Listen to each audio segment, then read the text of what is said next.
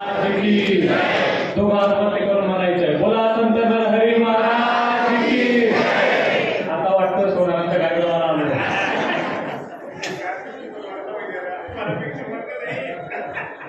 तुम्हाला आशीर्वाद आहे बरोबर ते तसं काही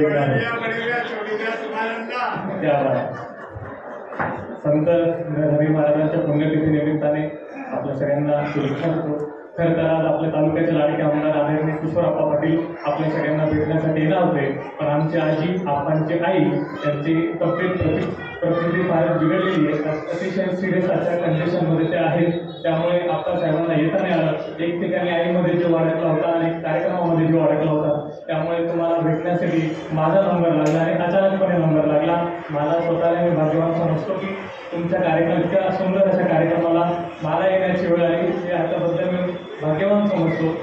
पुन्हा एकदा कार्यक्रमामध्ये मी बोलवल्या निमित्ताने मी आभार मानतो आणि बिनविरोध निवड झाल्याबद्दल काकांचे देखील अभिनंदन करतो. पण निवड जर सत्कार काकासाहेब तुम्ही जेव्हा सत्कार करत होते बिनविरोध निवडीचा, जेवढा आनंद काकांच्या चेहऱ्यावर नव्हता, जेव्हा डॉक्टर साहेब 5,000 रुपयाची देणगी घेऊन गेले तेवढा जास्त आनंद त्यांच्या चेहऱ्यावर मला दाखवला. तुम्ही मतांच्या आशीर्वाद रूपी आप्पासाहेबांच्या पाठीमागे खंबीरपणे उभे राहिला आणि जो काही आप्पासाहेब आज निवडून आले, मोठा खारीचा वाटा सोनार समाजाचा त्या पाठीमागे होता. आणि आप्पासाहेबांच्या वतीने शब्द देतो, ज्या ठिकाणी समाजाला काही अडचण येतील, कुठलीही अडचण तुम्हाला अडचण येऊ देणार नाही अशी आप्पांच्या वतीने तुम्हाला शब्द देतो. जिथं जिथं अडचण येईल तिथं किशोरप्पा आणि त्यांचा परिवार तुमच्या पाठीशी, समाजाच्या पाठीशी खंबीरपणे उभा आहे.